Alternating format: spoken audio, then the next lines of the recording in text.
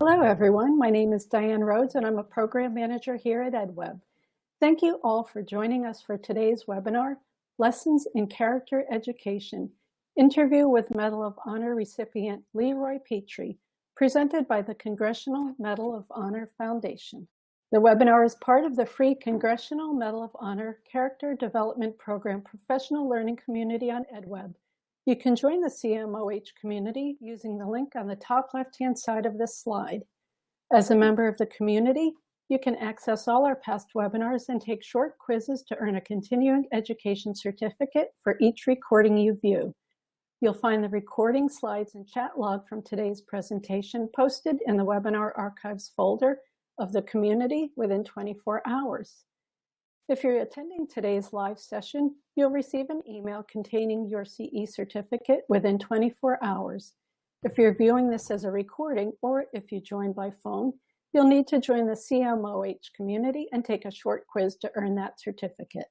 It is now my pleasure to turn this presentation over to the Medal of Honor Foundation Vice President of Education, Kathy Ehlers-Metcalf, and her guest, Medal of Honor recipient, Mr. Leroy Petry.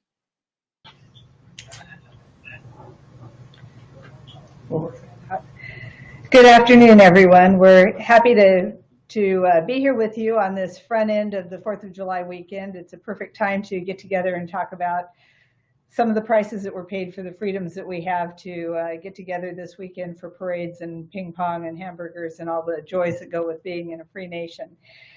We're coming to you this week from the Freedoms Foundation at Valley Forge, where teachers have gathered to study the Medal of Honor Character Development Program and have had the luxury of hearing Leroy Petry speak this week. So I'm happy to have Leroy here with me, and we're going to talk a little bit about his experiences. He's going to share his story with us, and you'll have the opportunity to send in questions. And I'll get the questions as we go, so feel free to send us questions along the way.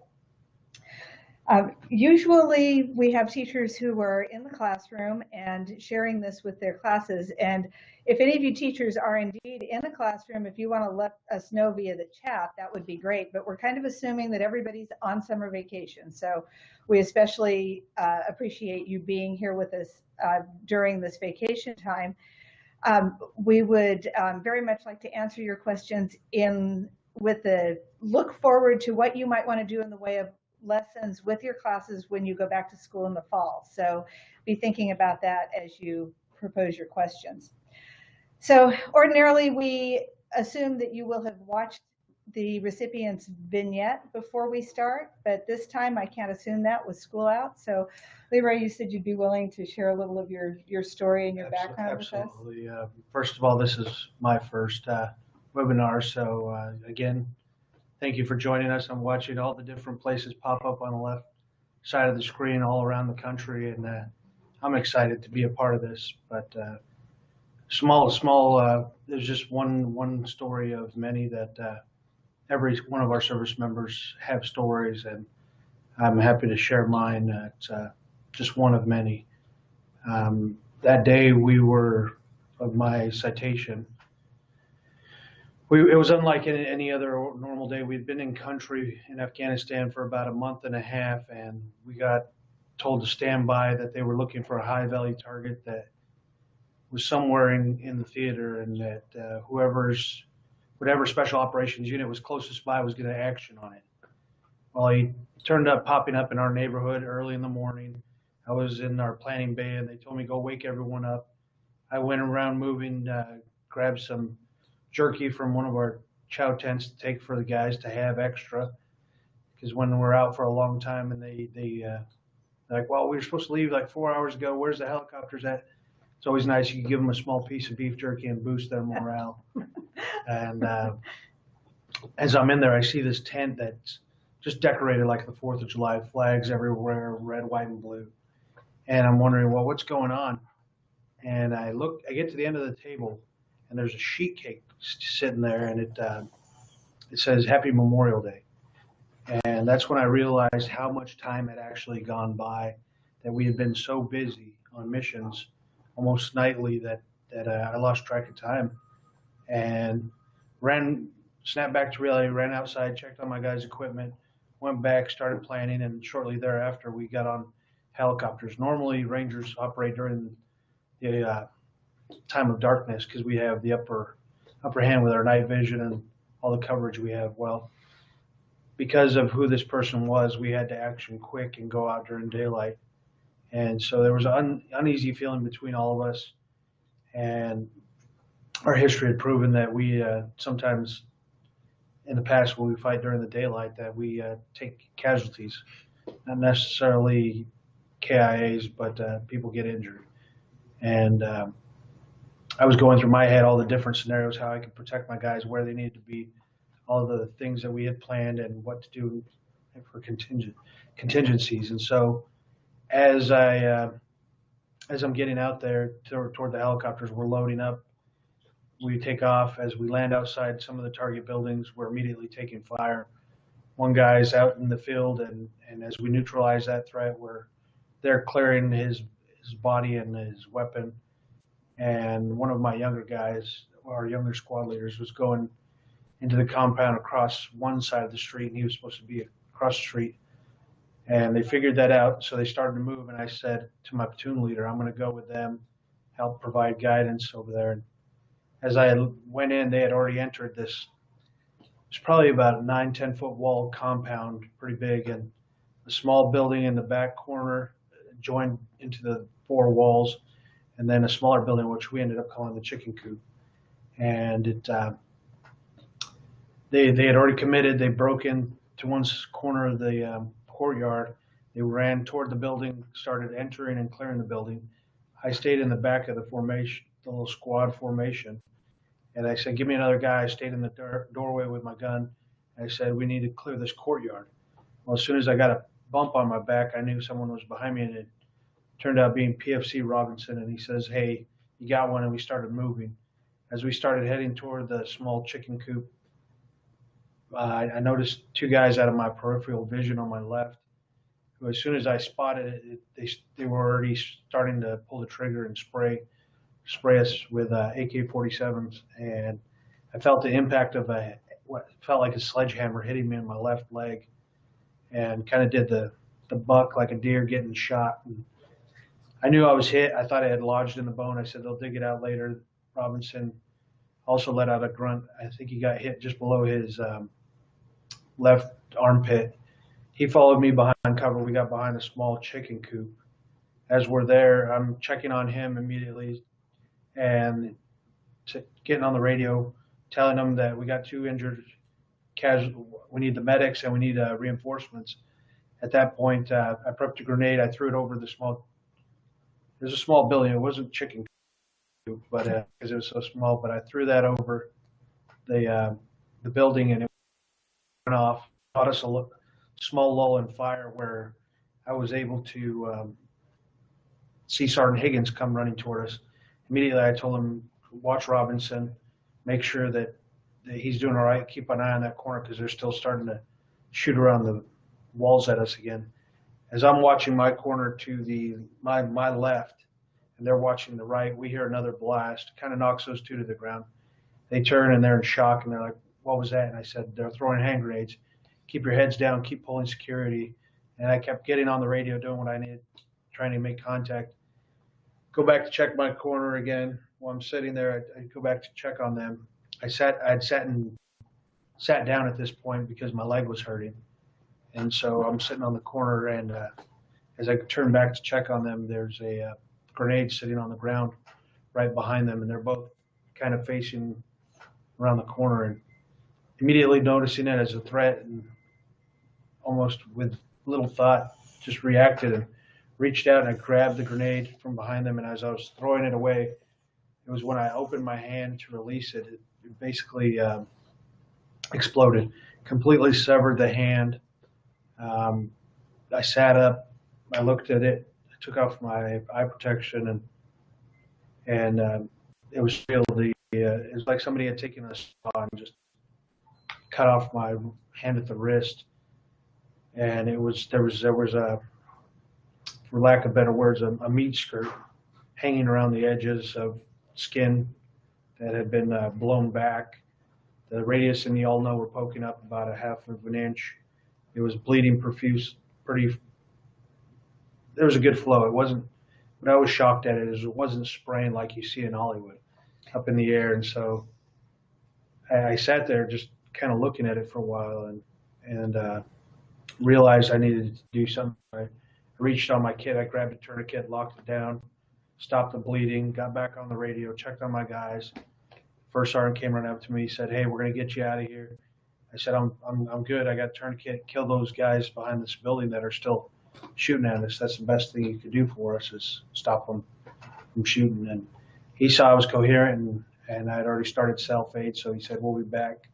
He left. I was able to at that point, there was a lull in the fire. I was able to grab onto one of our other Rangers, and we made off to where the casualty collection point was. Both Sergeant Higgins and PFC Robinson got minor shrapnel. The medics came run up to me once we get to the casualty collection point. I see guys, blood all over the ground, guys getting treated. And Doc asked, one of our medics said, "Sergeant Petry, we need to start treating you." And I said, "Doc, I'm good. I already have a tourniquet on this. Help those guys." He says, "We have to look at your legs." That was the first time I actually stopped and I looked down, and both my pant legs were covered in blood all the way down to my boots. And I said, "Okay," the mind wanted to keep going, but I knew the body needed the juice, and it was running out. And so I volunteered to sit down, and they started cutting my pants off and my boots. And that's when we noticed that I had a pretty big gunshot wounds going through both my upper thighs. And they, because of all the bleeding, they thought I had nicked an artery possibly, or just for precaution, they put tourniquets on both my legs. And shortly thereafterwards, we were being medevac. The hardest part for me was leaving the battlefield that day and not knowing the outcome of what would happen to my guys, and being their leader and not being there to protect them. As we're getting on the Chinook helicopter to medevac, Sergeant Higgins comes running up to me and he said, "You saved us. You saved us." And I found out later when they took us to a side airfield that another one of the people I didn't get a good look at him. I just saw a bunch of blood on the ground at the casualty collection point. But one of the guys who was hit was Specialist Gaither Cole, who we all called Gator. He was actually coming out to support us with Sergeant Roberts. And while he had come out, there was another guy in the courtyard that popped out of behind some branches and bushes off to our left, and they came into contact with him, and Gator had taken a blow of his helmet and almost killed him instantly. And so that to me was the ultimate sacrifice that day. But your action that day, before we go on to the Medal of Honor specifically, your action of grabbing that grenade and getting it out of there as close to out of there as you could, if that had gone off where it was lying on the ground, what would have probably been the outcome? Well, was it between you and the other guys? Normally, it was right behind their backs, but it was in between. So they didn't see it. I think he caught it right as I grabbed it. He saw me grab it, and Sergeant Higgins did. But you're taught in the military to roll away and take cover if a grenade comes in, and knowing that they were vulnerable because they didn't see it come in, and I was lucky to catch it. I didn't hear it come in. There were so many loud noises that I just sheer luck that I was turned around at the right time and saw it. And when I grabbed it, had I not grabbed it, they would have been either killed or seriously injured. I'm sure.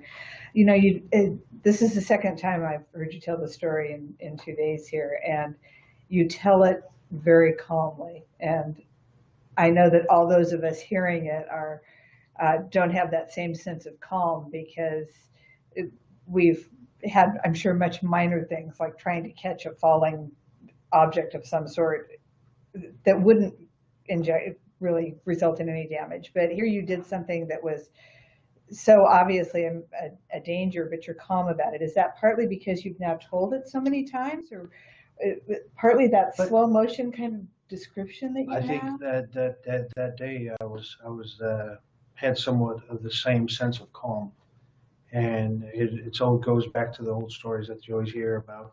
Well, if you get hit by, don't, or else you're gonna venom's gonna go straight to blood and move faster. And the thought process is that yeah, I got to do stuff, but I got to remain calm. I got to take care of the guys still. I'm able to breathe. I'm able to talk on the radio. I don't want to get my adrenaline running or get overworked and not be able to understand me because I'm talking too fast. As well as I'm bleeding. I don't want the blood to start pouring out faster. The holes I wasn't able to plug. Right. But I think that sense of calm. I had a friend who recently, older gentleman, got hurt. And he'd been hanging around with a lot of the wounded service members, and he said he fell down a flight of stairs and split his head open pretty good. And he said the one thing that I think helped save me was all your guys' story of you didn't go into panic when something went wrong. You had that sense of calm. And he said, and that's what I thought of as first thing that happened when I hit my head was to stay calm. Okay, what do I need to do? And I think that's partly part of our training is to have that sense of calm and to be relaxed and be able to make decisions when stress levels are high. That's exactly where I was going to go next, was that thanks to your training. So, but even before that, so how long, let's talk a little about your training. How long had you been in the service and how much training had you had before you found yourself in this situation? You mentioned that this happened on Memorial Day. Yes. And that you realized a lot of time had passed. But when did you actually go in country? I joined the service in '99, and I went to Ranger School and Airborne School and volunteered multiple times for different things. But I was in Ranger Battalion. My first deployment with them was 2nd Ranger Battalion was in 2002. And on the trip I got injured on, it was my 5th deployment to Afghanistan. I had gone twice to Iraq in between those. So you had worn out your guardian angel. I was still pushing the envelope, but it was all worth it because we were making a big difference. Excellent. Now, I'm operating backwards here today because we didn't start with an upfront timeline, but you needed to know why we were here. And this action that Leroy just described resulted in him being awarded the Medal of Honor, which, for those of you who aren't regulars with us on EdWeb here, this is the highest combat award that this country passes out to servicemen. This award is very unusual. There are only 76 living recipients from all of our wars, and only about 3,500 have been awarded in the entire history of this country. So this is a very prestigious and exclusive award.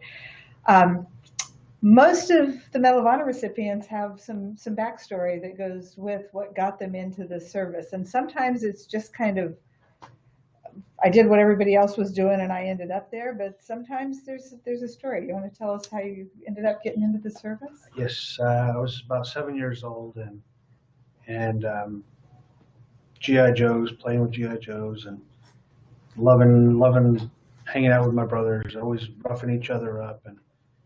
And as I got into school, I started with my grandparents and walking into their homes, both sides of my family, they both had pictures in their living room, the entrance to their home, of them in their service uniforms. And I knew it was something of pride to have that up there, although they never talked about it. I knew they wanted everyone who entered their home to see that they had served our nation. And so that was drawn on. And then in school, we had to watch current events for our history class, and Desert Storm and Desert Shield were going on, and my mom's cousin was deployed. And I really started thinking about, well, why would he go over there and risk his life for people he doesn't know? And why would he leave his family and make that type of sacrifice?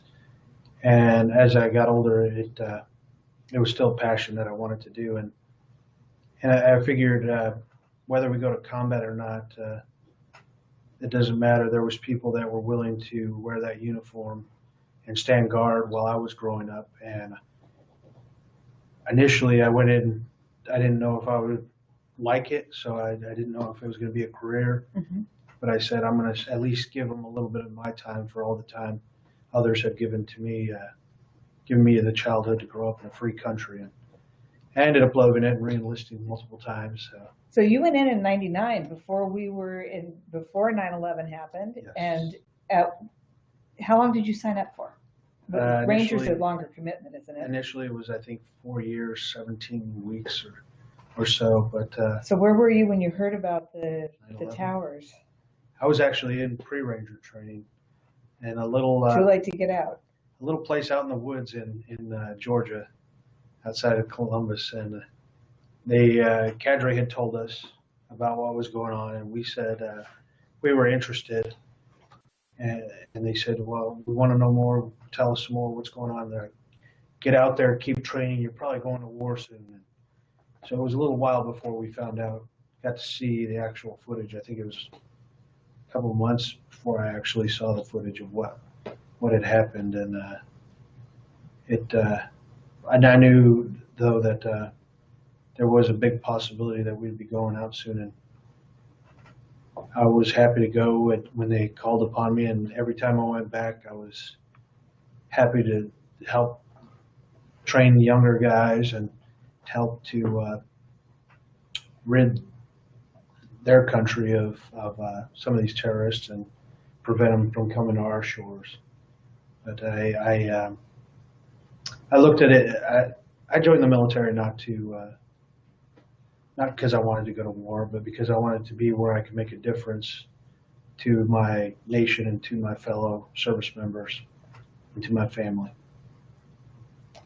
Thank you for that. That's, we owe so much to people like you who have made that commitment. So where were you in your enlistment at the time of your Medal of Honor action when you lost your arm? I was coming up on, I think it was my end of my second re-enlistment. I had my wife, after my first one, my wife was saying, okay, you've deployed enough, maybe time to call quits. And I wanted to really re-enlist again. And so I came home on my birthday, and she opened the door and, happy birthday. And I said, guess what, honey, I just re-enlisted for 6 years. The smile went down a little bit, but she knew that I always made good decisions. And then shortly thereafter, a couple deployments later, was when it took me to my action. Went through a medical board afterwards, and before the award had gone through, I knew it was recommended. And I had a job that I loved, which was taking care of the wounded, ill, and injured. And so I actually re-enlisted for 5 years. After your injury? Before the award and after my injury. And I went on one more deployment. That's pretty cool. And what did you do? I got out on one more mission. I begged and begged. And the sergeant major kind of snuck me out, and he didn't tell the colonel till we were already going out the gate. And we got back from that mission, and the colonel asked my sergeant major, so how was the mission? And he goes, I don't know, I didn't take my eyes off Petry. There's a long history amongst Medal of Honor recipients about sneaking back into the fray after they've had their action. You're following in line with that. It's in our blood. We have selfless service, and we want to keep giving more, even though sometimes we've got to realize that it's time for us to sit back and maybe let somebody else take the reins. It takes us a while to get that. So we got to find new avenues to continue to selfless serve. And you did find new avenues. So you've been helping other wounded warriors. You did for another 5 years. You said you enlisted. Yes, and I loved talking to people about adversity. I hit that brick wall where I wanted to be a ranger my entire career. I even re-enlisting without permission sometimes from my wife, but it was one of those things I thought, I'm going to make a career out of this. They're going to have to ask me to leave. But I hit that brick wall when I lost my hand. I got shot through my legs. I said, I can't ranger. I can't fast rope. Jumping out of planes, everything's going to stop. So I almost had to find a new road path of life. Now, one of our listeners actually asked, did your legs heal well? I mean, I know they can't see that because you're not up walking here, but we know you walk well, but you've also mentioned that you've had some serious pain after this. I have a lot of pain in my legs. My legs actually bother me more than my arm. The bullet must have tumbled. I've got some pretty big, significant holes in my legs where a lot of the tissue is gone. And if you look at my White House presentation, I specifically asked for the chair because I wouldn't have been able to stand. Not only that, but when you're doing a presentation like that, you don't want to be up there bobbling around while the president's speaking. Didn't want to be a moving target? No. And I didn't want to be that guy that looked like I was doing the pee-pee dance. Oh, gosh. Somebody asked if you could do it. I've heard you ask this question before. If you could do it over again, what would you do differently? I joked and I said I'd pick it up and throw it with my left hand. But for those of you that have never used not offhand, but that's what I'd say. Offhand. If you've never used your offhand to throw an object, non-dominant hand. Non-dominant. Try throwing a baseball or a T-shirt, and it was bad. So I'm glad I used my strong arm that I was able to throw it with. But one of the difficult things was learning how to write again, and then shortly thereafter, because I used the left hand for every majority of things now, ended up with carpal tunnel surgery. Oh no! And then picking everything up with your left hand and ended up with a ruptured disc, and so it's the left side of the body's getting the action now. and the damages that goes with it. Oh gosh, well, you know what, compensation, and I guess we can be for the ability to compensate. I was one time at a signing. I don't know if you remember this, but we were at the Medal of Honor convention in Hawaii, and you were signing books for a young person, probably somebody who could just barely see over the table. And you were wearing a different hand, the one with the names on it. Oh, yes. And this little boy was sitting there watching, just fascinated. And of course you were writing with your left hand, but he was looking at this hand, and you looked up at him and said, "Do you want to see how it works?" And he nodded at you, and you yanked the strap off and handed it to the little boy. Oh, I don't know if you remember that or not. I do. You know, young kids love this thing, and they're intrigued by it, as well as a lot of people, because the technology that's gone into this is amazing. And I specifically, I don't wear they had made a skin-colored glove that goes over this, and it cover the arm as well if needed, but it kind of creeped me out because I knew it wasn't real. Right. And I want people to see the technology, and it's amazing. And I'm hoping one of these young kids that are interested in the robotics create the even next better hand for our future. But I love sharing it with folks. And the neat part is this actually comes off, and there's multiple attachments you can put on there, open-end. And you have just a little bit of fun freaking people out doing that too, don't you? Well, I'll tell you, I got a new conversation starter now that works pretty well. It's probably pretty easy to spill your drink on somebody doing that too. Oh, it's like, I could do it, and I could blame the hand. Exactly, malfunction, right? Well, you certainly have a great attitude about the whole thing. You mentioned to a group of teachers yesterday that when Landon, your youngest, was 7, that he was interviewed. Oh, and you had that typical parent attack of, oh no, what is my child going to say to the whole world here? But would you share with our audience what he said about it? Was our whole family live on Fox and Friends. This was short, like 2 days after the Medal of Honor ceremony, and his family's got like barely any sleep. And we're going, and then the camera pans over to my 7-year-old, and they said, "How did it feel to see your dad receive the Medal of Honor, meet the president, and go to the White House?" And I look down the couch, and I'm going, "Oh man, he's 7 years old. What is he going to say? Please don't ask him." And he looks directly at the camera, takes a deep breath, and he says, "I'm really proud of my dad, and that he saved some of his buddies, and they're still alive today." And that point, I was probably the proudest dad in the world at that point.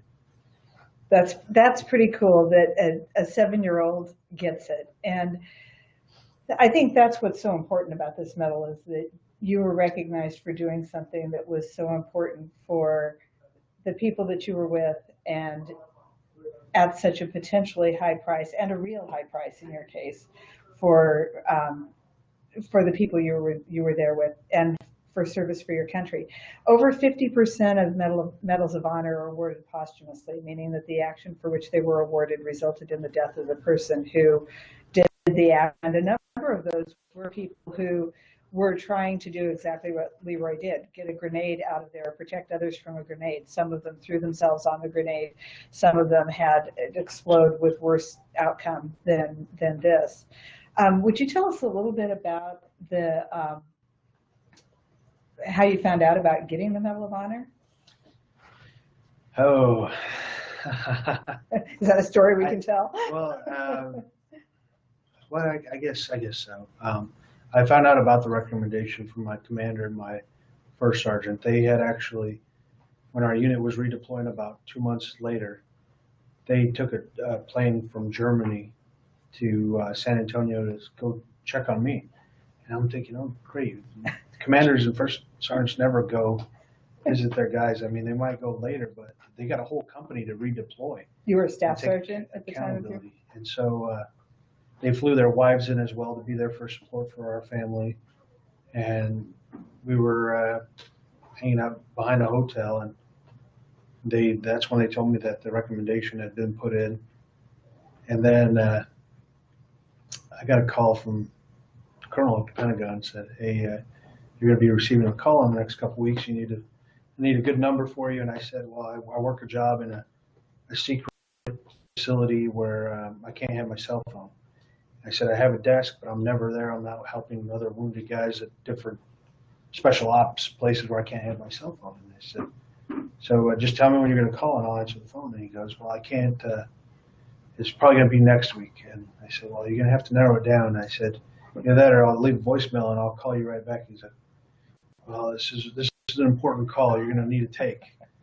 And I said, well, I'd love to take it, but I can't. It's not my policy. It's the U.S. Army Special Operations policy. I can't have my cell phone. And so he narrowed it down to the week, and then he said, you'll be getting a call next week, probably around Monday sometime. So make sure you're available on your cell phone. So I had it on, and then I was at home with my wife, and I got a call, and I think it was the secretary. And she says, the next person you'll be connected with is the President of the United States.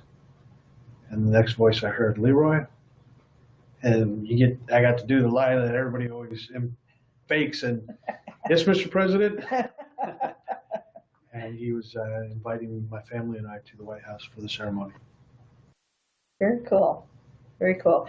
And who all went with you? My wife and my 2 sons and my daughter.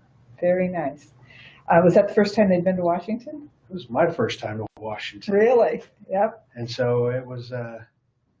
It's a historical part of our nation, and we enjoyed it. And White House, I thought, was a little bigger from what I'd seen in the movies. It's smaller than it looks in the movies, isn't it? It is. But I wish I had a month to spend in D.C. just with all the different monuments and the history there. And every time I go back, I visit the Tomb of the Unknown and the guards there. And they have one of the most disciplined jobs in our military, and they don't take it lightly. Yeah, that's a pretty impressive work. We have some questions that I've been having so much fun chatting with you that I haven't been paying attention to the questions. So sorry, audience, I'm going to deliver some of these now. Somebody asked, what type of personality traits fit the military lifestyle the best? And I think that's closely related to this question about what type of advice would you give to a young person who wants to join the military. A lot of our teachers have students who are thinking about going into the military. So could you maybe address that?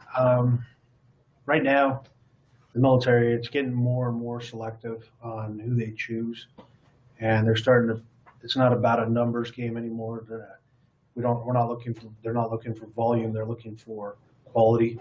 Mm-hmm. And so they are going to try to pick the brightest, the fastest, the strongest. And so those are some of the things I would look at if a young adult is looking to go into the military, is to both work on physical and and your testing skills for I forget what it stands for, but the ASVAB, which basically an aptitude test for the military. Okay, that's a really good piece of advice. Focus on your education. Yeah, I was going to say, you have fellow Medal of Honor recipients who say in their living histories, I had to make the choice between going to jail or going into the service, or I couldn't stay in school any longer, so I went into the service. But you were telling us that you made a concerted effort your junior and senior year in high school to get your grades to the point so that you could get into Ranger School and make that request. I was not doing well. I was hanging out with bad crowds, and actually had all F's and one D, and I looked at my report card and kind of had an epiphany that I needed to change my life, or else I wasn't going to get in the military. I changed schools, ended up getting an honor roll, straight A's my senior year, student of the month, Chamber of Commerce Bootstrap Award for pulling myself up, and I really knew that. I looked at the guys that I was hanging out with before and what their paths of their lives led to, and I knew that I had made some good choices, and it wasn't too late to start making those good choices of bettering myself and others around me. That's a really great example for our kids, because the days when the military was an alternative choice when you messed up every place else are long gone. You now have to make that choice and make an effort to be the best, which speaks well of who we want in the military. But it also is, I think, a challenge for kids to not assume that, oh, well, if I screw up everything else, I can go in the Army, because you can't anymore. That's not the case. Somebody has asked who your mentors were when you were growing up, or maybe when you were first in the service. Have any particular? Well, my heroes were always military service members, and still today, the Medal of Honor recipients. I tell people sometimes I'm with these other recipients, and I got to look down and say, okay, I'm supposed to be here. I'm still impressed with all of them, and definitely some of the generals and sergeant majors that give 25, 30, 35 plus years of their life to service, as well as the men and women, EMTs, teachers, doctors, all those that have that selfless service and give something forward to our nation that helps it thrive. Well, I'd say you're definitely supposed to be here. One of our teachers, an 8th grade teacher, would like to know what you think is the most important lesson from the war in Afghanistan. Wow. For me, is I would say that it even though war was not good, I saw the positive impact that we played and how we changed people's lives, and how years from now I hope they'll read history and know how much of an impact America had in Afghanistan's future. That's exactly what you said yesterday too, about the way that we influenced the people there. And I think that's a great lesson to share with people who assume that our involvement elsewhere is all about the battle, when it's not. It's about improving the lives of the people that we're there with. Thank you for sharing that. Well, part of it is, as a service member, we sign up, they tell us where to go. We don't really have a lot of choices. What we do have a choice in is what impact we play on the ground and how well we can do that. And politics aside, we're there to get our job done and to make sure that we do it to the best of our ability. You know, you just mentioned a couple of things, the choices you make and getting your job done. And these are themes that I hear over and over again.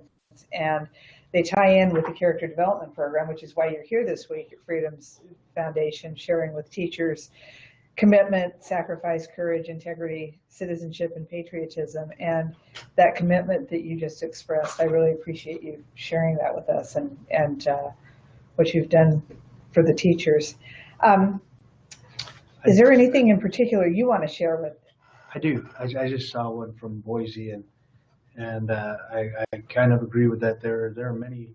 Like I said, I have one story. Mine is just one that was spotlighted, so to speak. And there are many veterans out there with great stories in our communities that have just as great qualities as this character development program. It encompasses not Medal of Honor recipients only, but service members and what our service is about.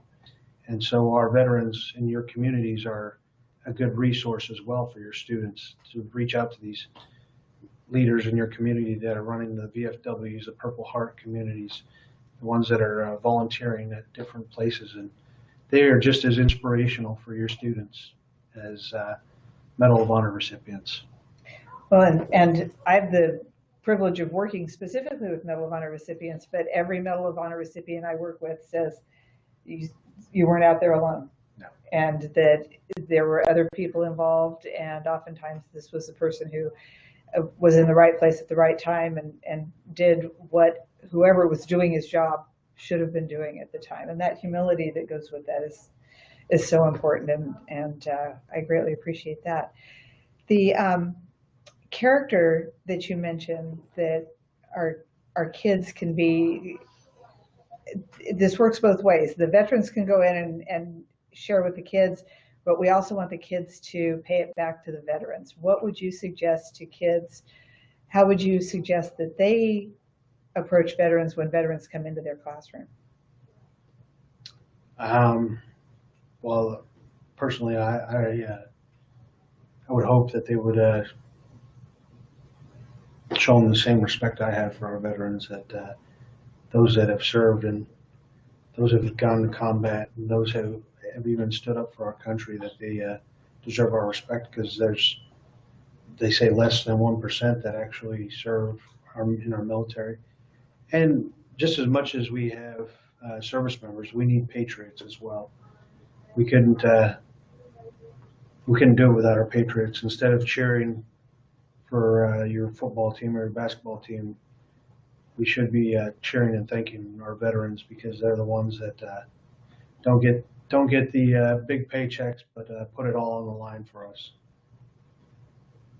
Absolutely, and I appreciate you taking the time, even beyond what's going on in the what you do with everybody else, to spend the time with us and talk to our teachers today. A question that just came in was, do you consider it a sacrifice to join the military? I don't consider it a sacrifice to join the military. I consider it a privilege to join the military. And that privilege, though, and have families in the military, sacrifice is really heavy on families. I consider it a privilege and an honor to have served in our military. One of the, I think it's really important to note that difference between a sacrifice and a privilege, and oftentimes privilege entails obviously a sacrifice. One of the other questions that came in was, would you talk about working with the wounded veterans specifically and their families? Because obviously, especially when a serious wound happens, such as an amputation, it doesn't happen just to the individual, but to the entire family. That's perfect, because the first case I took, when I started working with the wounded veterans, special operations community, it was a Green Beret who had been shot through both his thighs. And I said, how ironic, I got shot through both my thighs. And his family was coming from the Midwest, and they were driving all the way up to Fort Lewis, Washington, about an hour south of Seattle. And I was in the ER. I was trying to locate him, and they were there, and they're kind of frantic. They're like, "We want to see our son. We just drove all the way here. We want to see our son." He was back getting X-rays. I talked to the doctors, and they're like, "Well, we need to see him. We need to see him. We just got here." And I started talking to the mom and dad, and I said, "Look, they need to do these X-rays for your son. I think he got shot through his femur, but." I said they're gonna do the X-rays, and you'll be able to see him as soon as he comes out.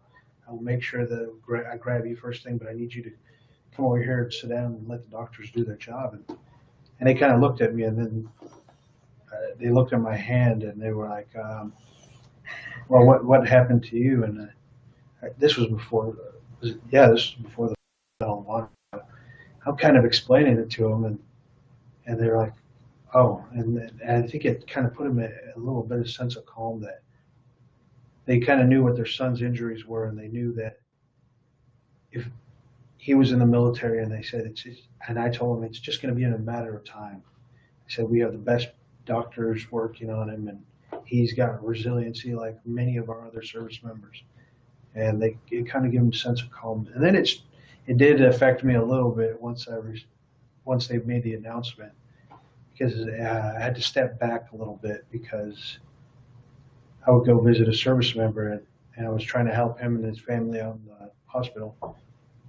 And the dad was like, oh, I looked you up. I saw you're in for the Medal of Honor, this and that. And I grabbed the dad and I took him outside and I said, this isn't about me. This is about your child. And I said, if this is going to affect the care of your child, I'll have another liaison come in, but don't ever mention anything about me in the room. Oh. And so it was but I loved it. I loved it. It wasn't only the service members; it was the family members too. If they went into the hospital, we were there to support them. And I continue to support our several different veteran groups with wounded service members, as well as getting them jobs. That is super. Thank you so much for that. It's interesting. A lot of the Medal of Honor recipients have spent careers after the service, those who didn't stay in the service, as veterans benefits counselors and doing things like that. And some who have even retired from later jobs go on regularly working with veterans. So I appreciate you sharing that with us. I think we're just about out of time here. Are there any more last few questions that come in here? We're good on questions. I wanted to share with you before we go, we have a book called Choosing Courage, and this is put out by the Medal of Honor Society and with writer Peter Collier, and it's available in many school libraries.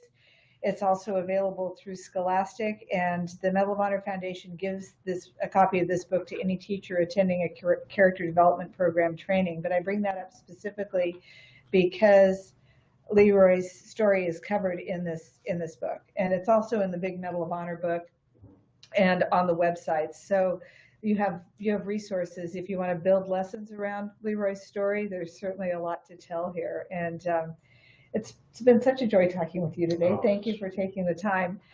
I encourage all of you to. Pleasure. Well, thank you. Thank you for the early birthday wishes, whoever posted that.